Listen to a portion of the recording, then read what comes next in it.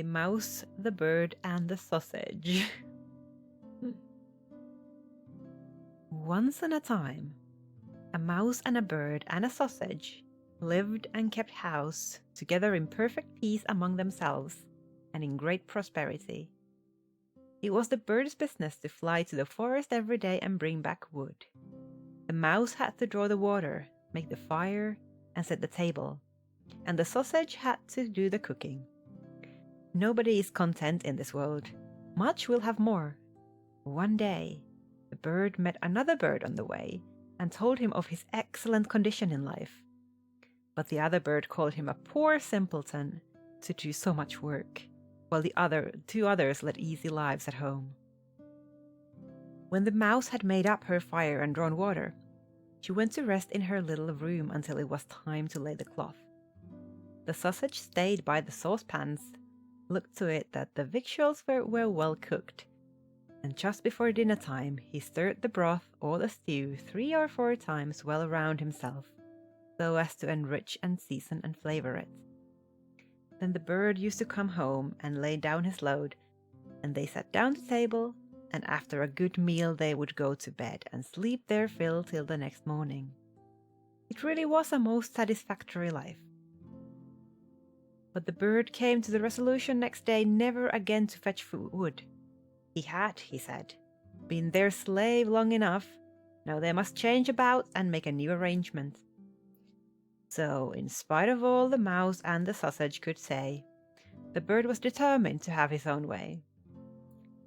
So they drew lots to settle it, and it fell so that the sausage was to fetch wood, the mouse was to cook, and the bird was to draw water. Now see what happened. The sausage went away after wood, the bird made up the fire, and the mouse put on the pot, and they waited until the sausage should come home, bringing the wood for the next day. But the sausage was absent so long that they thought something must have happened to him, and the bird went part of the way to see if he could see anything of him. Not far off he met with a dog on the road, who, looking upon the sausage as lawful prey, had picked him up and made an end of him.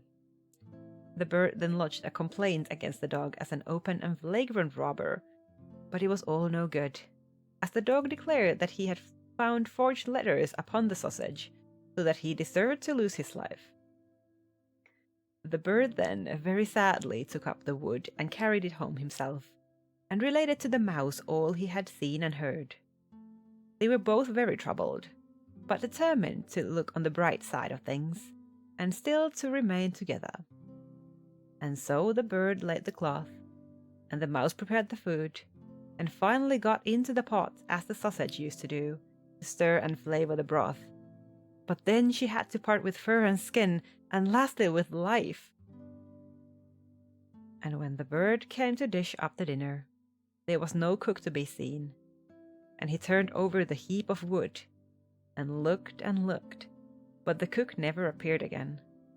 By accident the wood caught fire, and the bird hastened to fetch water to put it out, but he let fall the bucket in the well, and himself after it, and as he could not get out again, he was obliged to be drowned.